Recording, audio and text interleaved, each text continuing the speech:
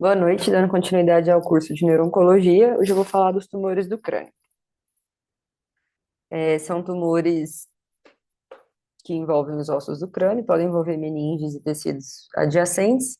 São raros, bem incomuns, né, na nossa prática. Podem ser lesões benignas, malignas ou não neoplásicas.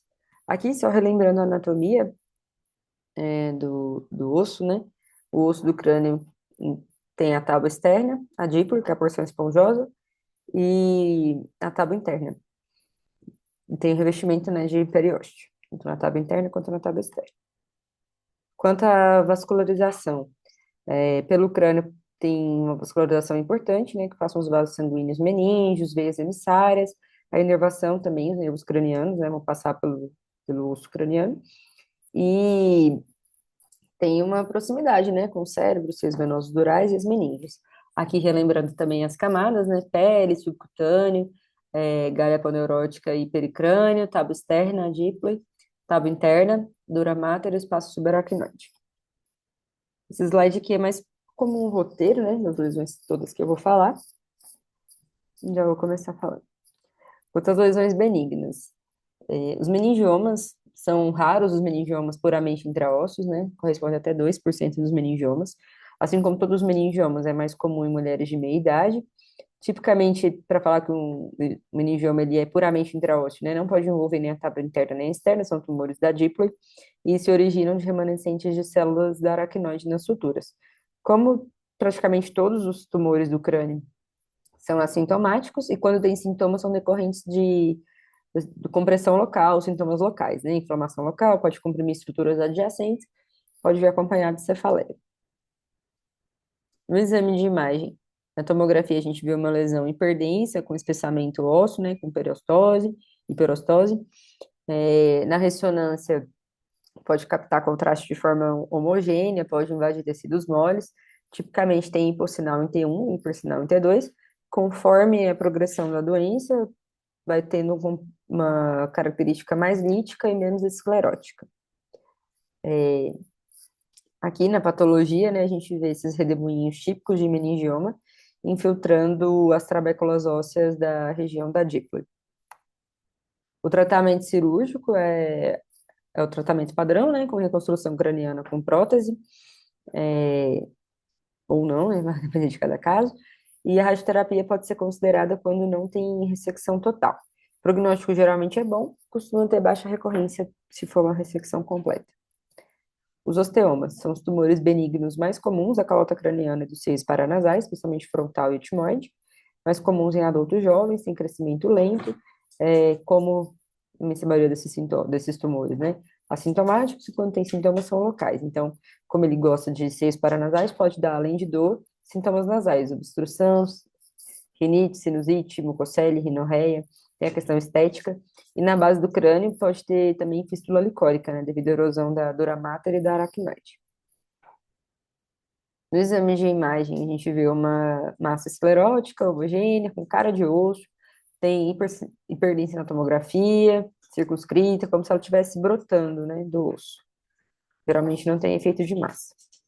Na patologia, ela tem três tipos, pode ser compacta, mas com uma tábua interna, esponjosa, ou fibroso, que mais comum na tábua interna, né? O compacto na tábua externa e esponjoso e fibroso na tábua interna. Muito raro acontecer na díploide, e a histologia é semelhante à de um osso normal, só que com menos matriz óssea. O tratamento é cirúrgico, a extração completa ela é curativa, indicada para os casos sintomáticos ou quando crescimento rápido, tem comprometimento estético importante. O prognóstico é muito bom, não tem recorrência. É importante lembrar da síndrome de Gardner, né, quando falo em osteoma, que é caracterizada pela osteomatose, polipose, tumores de tecidos moles. Osteoma osteoide, que é mais comum em adolescentes e adultos jovens de até 30 anos, tem uma leve predominância do sexo masculino, são formadores de ossos, né, tem a produção de osso osteoide ou maduro. Geralmente tem menos do que 2 centímetros, e a manifestação clínica típica dele é uma dor intensa que piora à noite, que tem componente inflamatório associado, né? Tem uma resposta muito boa aos anti-inflamatórios não esteroidais. No exame de imagem, a gente vê uma área lítica com limites bem definidos, um nido central vascularizado, circundado por esclerose e pode ter um espessamento cortical, né, adjacente, tanto na tomografia quanto na ressonância, e pode captar contraste. Na patologia, a gente vê unidos osteoblástico com trabéculos de osso atípico e o estroma bem vascularizado. O tratamento também é cirúrgico, tem opção de ablação por radiofrequência, nunca vi fazer, e o tratamento é curativo, né, com bom prognóstico. O osteoblastoma é um tumor ósseo benigno raro, mas comum em adultos jovens, também sexo masculino, e ele funciona como se fosse um osteoma osteoide gigante.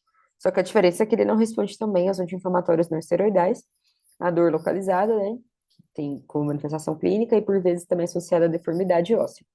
No exame de imagem, a gente vê uma lesão lítica, com margens escleróticas e áreas calcificadas numa região maior. Pode ter realce pelo contraste e tem aspecto de osso, né? Tanto na tomografia quanto na ressonância. Na patologia, a gente vê trabéculos osteoides e osteoblastos ativos. O tratamento é cirúrgico, né? Ressecção completa, mais uma vez, curativa, costuma ter bom prognóstico, com baixa recorrência, né? E é indicado nos casos sintomáticos ou com comprometimento estético importante.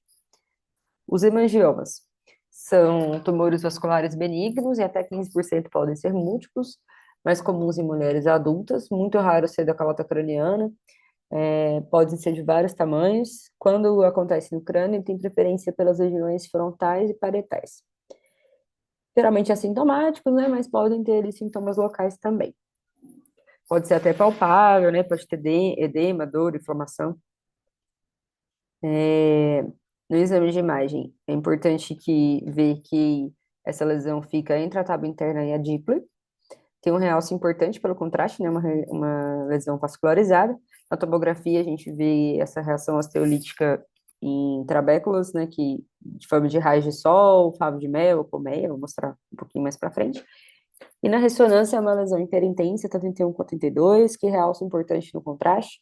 Se for feita a angiografia, a gente vê que, a maioria das vezes, essas lesões são irrigadas pela carótida externa. Aqui, essa reação periastial em raios de sol ou em colmeia.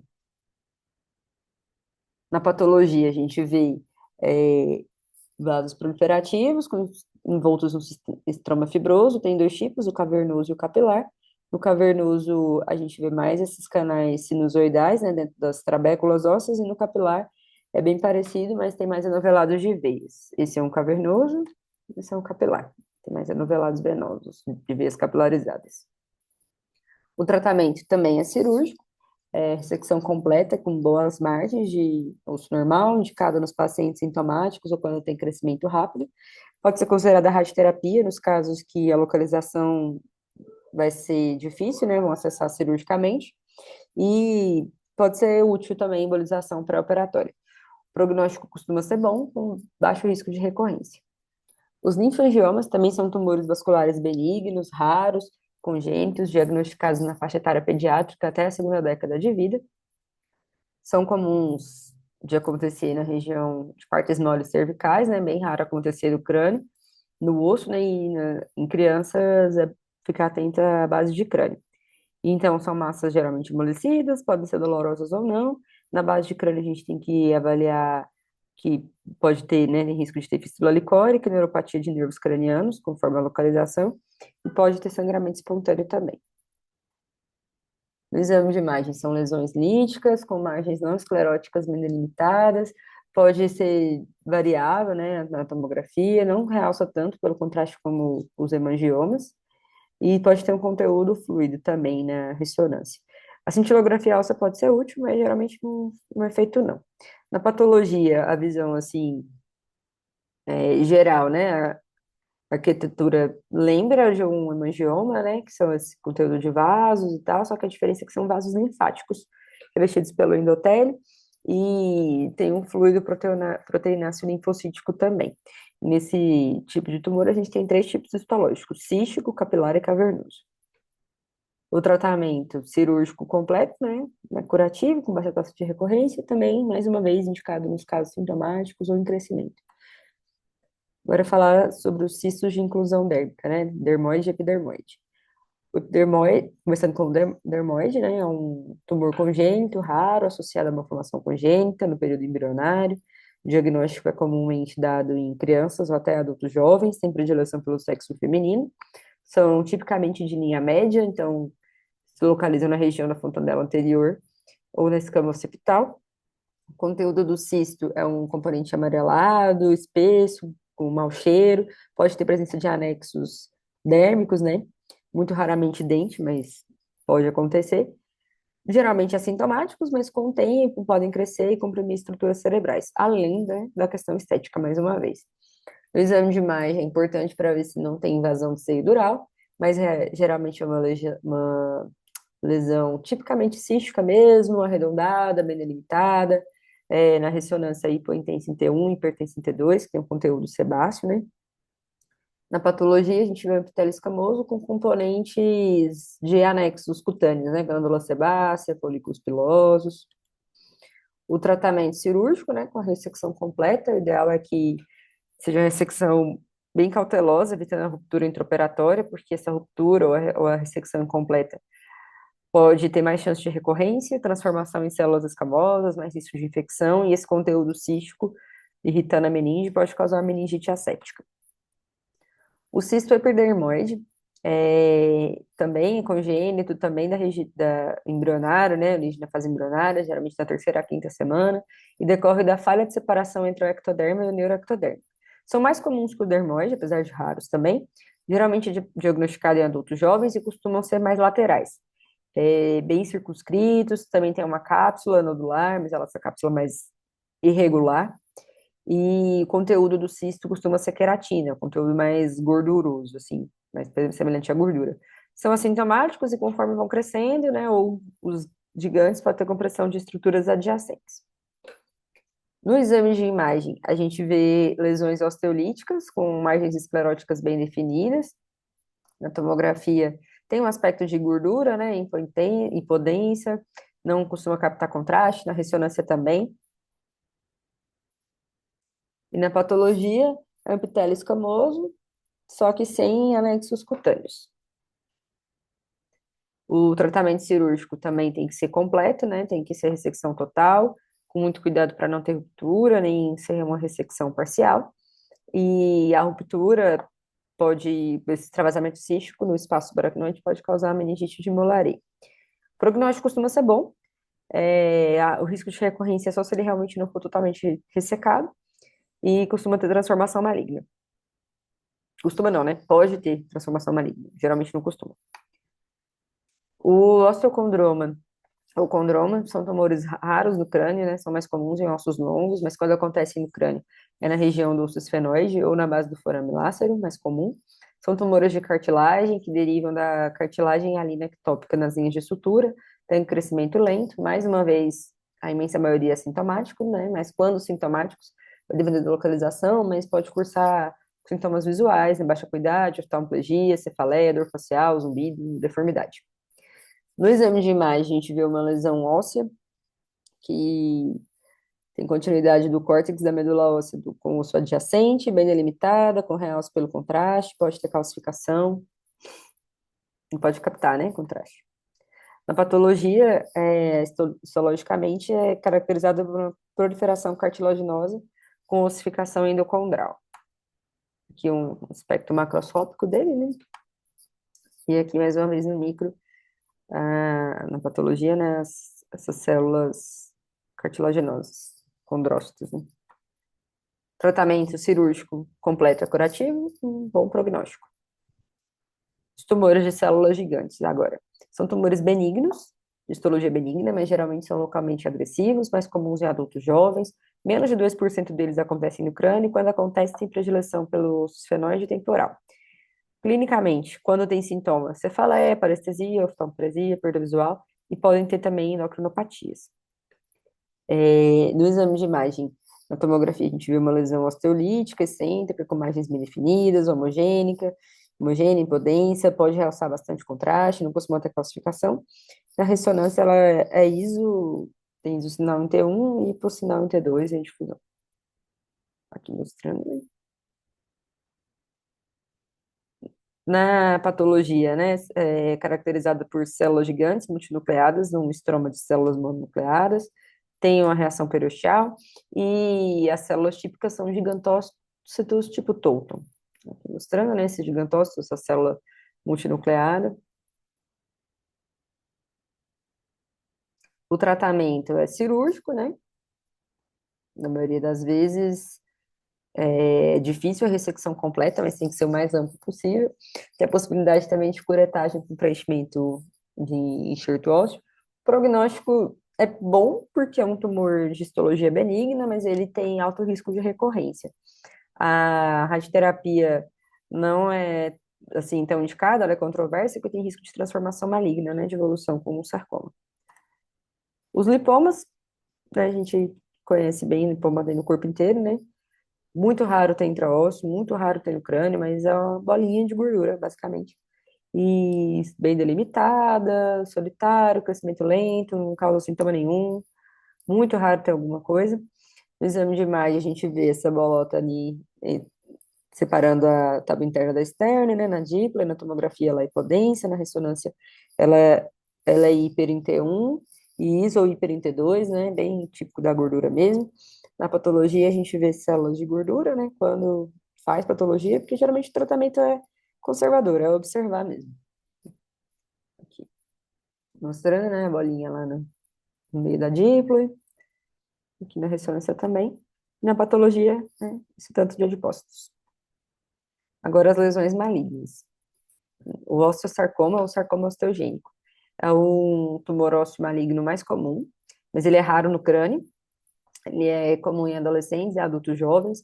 Podem ser originados, né, induzidos pela radioterapia e raramente acomete dura, parênquima ou seios venosos. Pode ser indolor, né, quando tem sintomas, são localizados, né, dor local, progressiva, pode ter edema. No exame de imagem, a gente vê uma destruição óssea, tem uma reação periosteal também em raios de sol, né? Vou mostrar mais para frente. Mas é uma lesão osteolítica, com controles mal definidos, tem o componente osteoblástico também, heterogênea, capta contraste, bem característico de uma lesão maligna mesmo. Aqui também, mais uma vez, a reação em raios de sol, reação periosteal. Na patologia, a gente tem produção de osteoide maligna, né, pelas células neoplásicas. Então, esses osteoblastos neoplásicos, eles são todos dimórficos, têm alta proliferação celular, atipias, núcleos pleomórficos, enfim. Aqui, né, dá pra ver, a gente vê muita celularidade. O tratamento cirúrgico, né, o ideal é que seja ressecção completa, nem sempre é possível, então o mais amplo possível. Quimioterapia, né, adjuvante e adjuvante, e é um tumor radioresistente, então não costuma fazer radioterapia. O prognóstico é variável, assim, pode ter uma sobrevida de até 70% em 5 anos, né? Vai depender aí da evolução. Tem risco de metástase, principal sítio ao pulmão. E o bom fator prognóstico, assim, mais definidor é a extensão do envolvimento intracraniano, né? Obviamente, quanto mais comprometido o intracraniano, mais chance de um prognóstico ruim, né? Agora, o fibrosarcoma é um tumor maligno raro também, mas comum em adultos de meia idade, pode acontecer em crianças, mas tem um padrão histológico diferente. É o sarcoma que mais comumente surge como complicação tardia da radioterapia em adenomas hipofisários. Então, quando a gente opera tumor de hipófise que precisa de radioterapia, depois tem que ficar de olho, né, com evolução para fibrosarcoma. E ele decorre de uma degeneração de uma lesão pré-existente, né, principalmente fibroma, doença de Paget ou induzido por radioterapia em outros tumores. São assintomáticos na maioria das vezes, indolentes, mas quando sintomáticos, né, a dor progressiva é a massa local ali. No exame de imagem, é uma lesão osteolítica com destruição, expansão da cortical, pode acometer partes moles, tem captação de contraste, margens mal definidas, bem típico de um tumor maligno mesmo. Pode ser ISO, a hipointensa em T1 e T2 na ressonância. E, né, a gente vê que é heterogêneo, irregular, né, a captação de contraste. Na patologia, a gente vê células fusiformes envoltas num estroma colagenoso, e são lesões multicelulares, né, bem celularizadas, com alta atividade mitótica, bem sugestivo de maligno mesmo. Um tratamento cirúrgico, ressecção completa, né, o ideal, pode vir associado de quimio-radioterapia, o prognóstico é reservado, né, tem alto índice de recorrência e risco de metástase. aqui, né, mostrando a patologia, essas células fusiformes, né, porém todas atípicas, né, bem celularizadas. Agora, o condrossarcoma é um tumor maligno de cartilagem, que acontece em adultos de 30 a 60 anos, tem um aspecto infiltrativo, geralmente na base do crânio, fora da linha média, e de manifestação clínica ele pode ter neuropatia de nervos cranianos, né, pela localização. É uma lesão osteolítica, né? Na tomografia a gente pode ver com área de calcificação, na ressonância a gente dá para ver que é uma lesão bem heterogênea, lobulada, pode ter hipossinal em T1, hipersinal em T2, mas talvez é bem heterogêneo, assim, não dá para falar bem assim, não. Mas dá para ver que ele vem aqui, né, da base do crânio e até estende ali, comprometendo o intracraniano. Na patologia, a gente vê células cartilaginosas, porém atípicas, né? Células bem pleomórficas, bem feias mesmo, envoltas na matriz condroide. Tratamento é ressecção cirúrgica o mais ampla possível e pode ser usada a radioterapia adjuvante. O prognóstico vai depender do grau histológico, né? Obviamente, quanto mais baixo o grau, melhor o prognóstico. Agora, falando sobre os cordomas, né? São raros, corresponde até menos de 1%, né, dos tumores de crânio.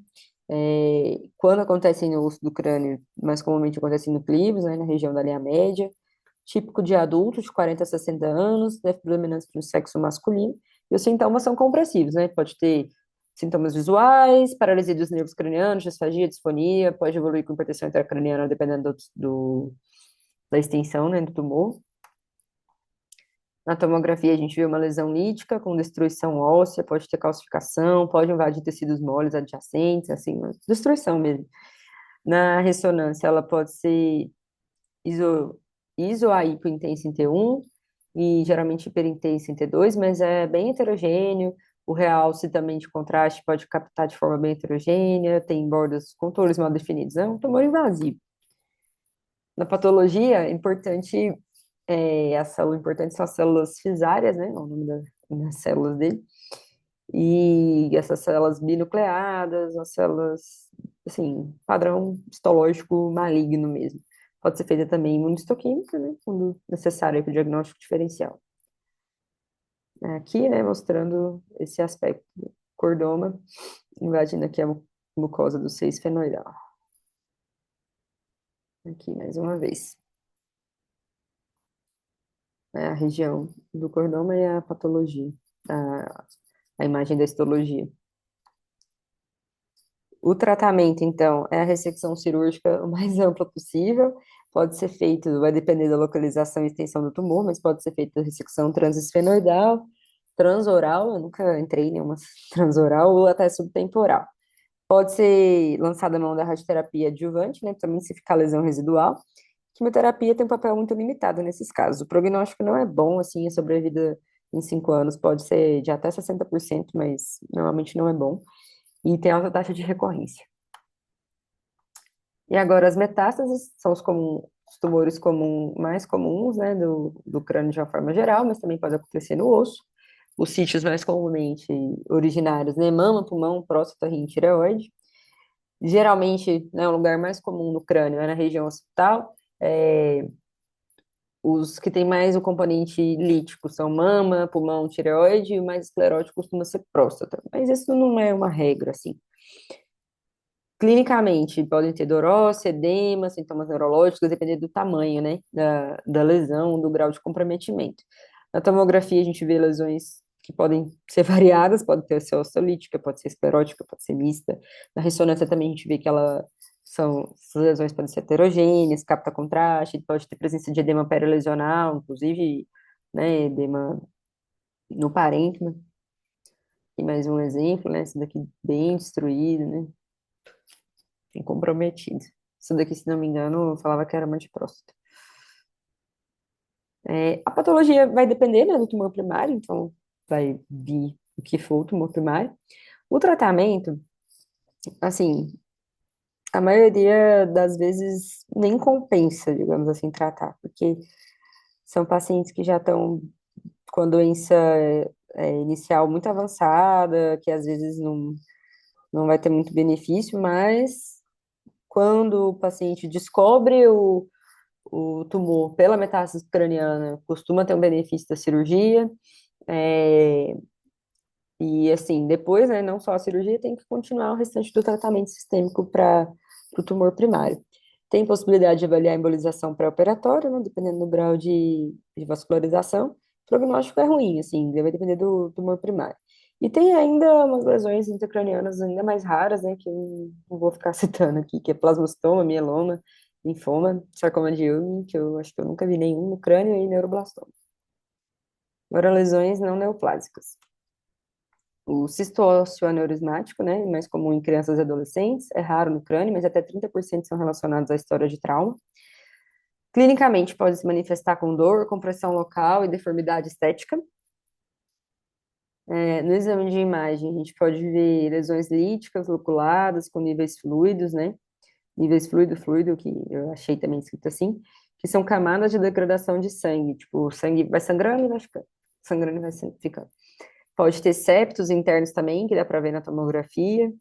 É, costuma ser hipointenso em T1 e heterogêneo em T2. Vou mostrar uma ressonância mais para frente. Aqui, bem, né, heterogêneo. E fazendo esses níveis, né? Níveis fluido, aqui, ó, para ver bem. Esse sangue degenerado. Na patologia, a gente vê a cavidade preenchida por sangue, né, revestida por tecido fibroso. Lembra um tumor de célula gigante, porque tem essas células granonas também. Aqui, né, os lagos de sangue, um espaço aqui entre os tecidos conjuntivos, né? O tratamento é ressecção cirúrgica, pode ajudar a embolização pré-operatória, né? Que eles são geralmente bem vascularizados. O prognóstico costuma ser bom, não costuma recorrer muito, não. A doença de Paget é um distúrbio ósseo crônico, mais comum em idosos, né? Mais comum até em homens. O crânio é o segundo lugar mais acometido, mais comum é a pelve. É uma osteite deformante em que tem um distúrbio de osteoclastos, pode ser induzido por vírus, e os osteoclastos começam a trabalhar mais do que deveriam, começa a reabsorver muito osso. Então, começa a produzir muito osteoblasto para formar mais osso, só que esse novo osso que forma, ele é fraco, é um osso frágil. Daí tem esse padrão, assim, de mosaico. A maioria das vezes é assintomático, né? Mas quando tem sintoma é dor você pode ter deformidade. Na base do crânio pode ter platibasia, invaginação basilar. Conforme a doença, né, crônica progressiva, conforme vai progredindo, podem surgir os sintomas. E esse osso, esse neo-osso, digamos assim, ele é mais vascularizado e mais frágil, né? A gente vê ele num completo, assim, né? Ossificação, como se fosse uma ossificação meio frágil mesmo. Então, se esse paciente, principalmente sendo idoso, tiver uma queda, né, tem mais chance de ter hematoma extradural. Até outros, né, traumas cranianos também. No exame de imagem, a gente vê essa lesão lítica, esclerótica ou mista, tem um espessamento cortical, né, bem como se fosse uma hiperostose, mas todo cheio de falhas, assim, com trabéculos grosseiros, né.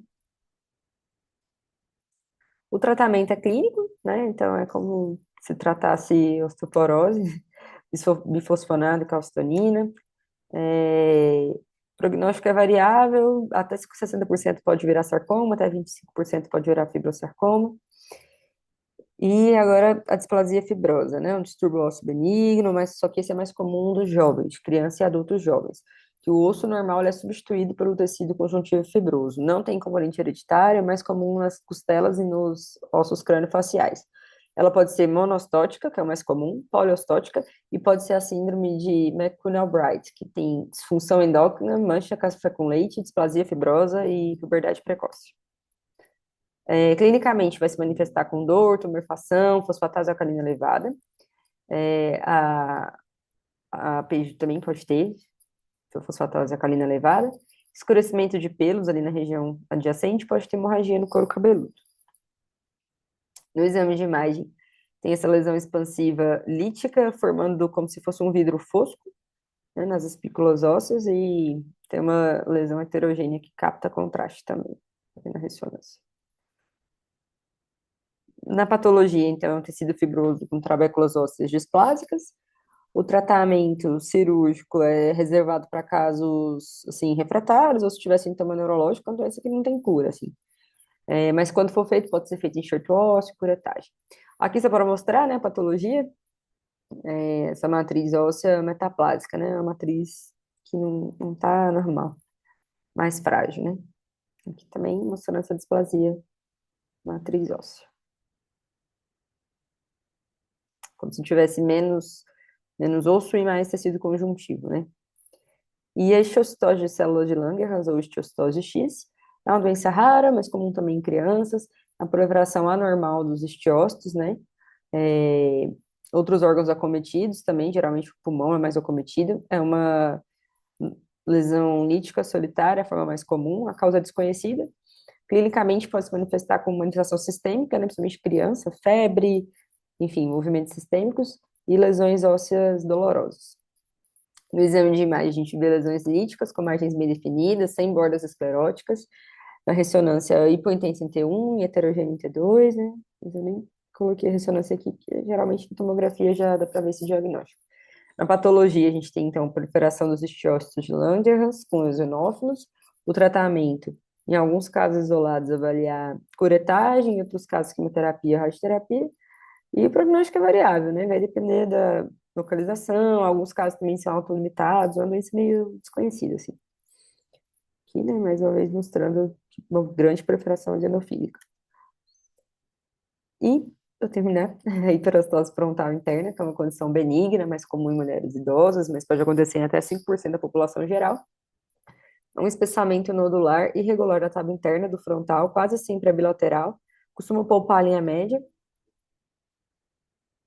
Pode ser associada à síndrome de Morgani, vem acompanhada de sintomas psiquiátricos e endocrinológicos. Em alguns casos pode ter realmente acromegalia, hiperprolactinemia, hiperfosfatemia, obesidade. Pode ter uma hiperostose esquelética difusa. No exame, então, no exame de imagem, a gente vê essa hiperostose, né, um espessamento simétrico do osso frontal. O tratamento é conservador, assim, sintoma só isso aqui, comprimir o parênquima, mas um idoso, então, não vai comprimir mesmo. O prognóstico é bom, assim, benigno. Então, em resumo, né, as lesões da calota craniana são raras, a imensa maioria é assintomática. Quando tem sintomas, os sintomas são locais, acompanhados de deformidade. É importante avaliar velocidade de crescimento e ficar alerta para alguma coisa maligna, né? E a indicação de cirurgia é nesses casos, né? Quando começa a ter sintoma, quando começa a crescer, quando a gente suspeita de malignidade. As cirurgias, eu não entrei muito em detalhe de técnica de cada uma, mas é a craniotomia para acessar a lesão, né? Que vai ser calculada aí conforme o local. Tem relato de que dá para fazer com técnicas minimamente invasivas, endoscopia, nunca vi fazer. Se for necessário navegação, mas eu acho que também não vem muito ao caso. E a reconstrução craniana, né? Muitas vezes é necessária, porque se essa lesão está lá destruindo o crânio, então pode ser feito enxerto autólogo, pode ser feito prótese, né? Com titânio, com cimento, pode ter necessidade de fixação, né? Com placa e parafuso é o ideal, né? No nosso caso, a gente fixa com fio mesmo. E manejar aí o pós-operatório, né? Porque tem risco de fístula, de infecção, tem risco de recidiva, dependendo da lesão, né? Acompanhar de forma intensiva esses pacientes. Essas foram as principais referências e obrigada.